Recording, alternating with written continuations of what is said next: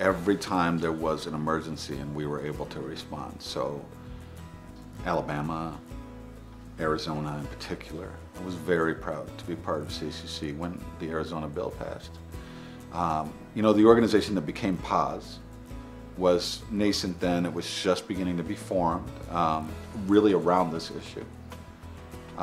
And we were there to support it. And I was very, very proud of that, to know that we would move as fast as we needed to, when we needed to support people on the ground in a very important struggle around essentially a racist bill in Arizona.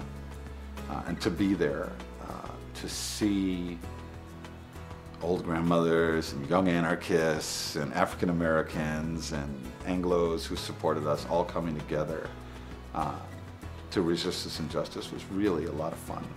And again, I could hold my head up and say, yeah, I'm with CCC, and feel like it meant something.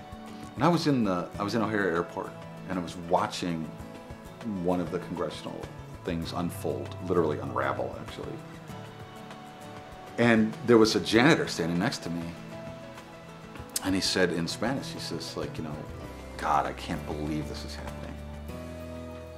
And I said, well, what do you think about it? He's like, I think this is terrible. I said, well, what do you think happened? He says,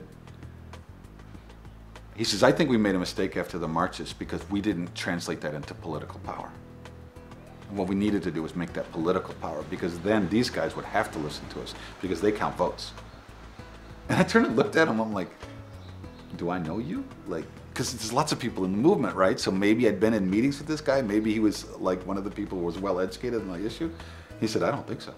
I said, are you in the movement? He's like, well, I don't go to the meetings. But he knew what I meant.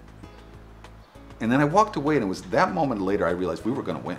It might take us a while, but we were going to win. Because if you've got a janitor at O'Hare Airport talking about the need for political power, then we have seeped into the consciousness of a community, and we will win.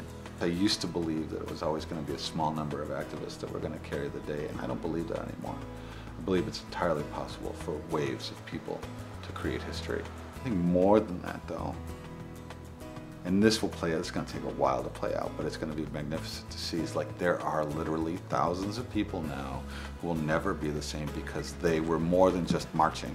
They were more than just answering a text message. They became organizers, they became spokespeople, they became leaders because they had to. There are people there who are active now, who have had experiences in leadership and organizing and change that might not have ever had that. And they're not going to stop simply because now they're safe, or their grandmother's safe, or their mom's safe, or their husband is safe. They're going to keep doing what they're doing. They're just going to look for another fight and another injustice, and they're going to bring the talents and skills that they have to that. And it's going to, the ripple effect will be enormous. Better look out.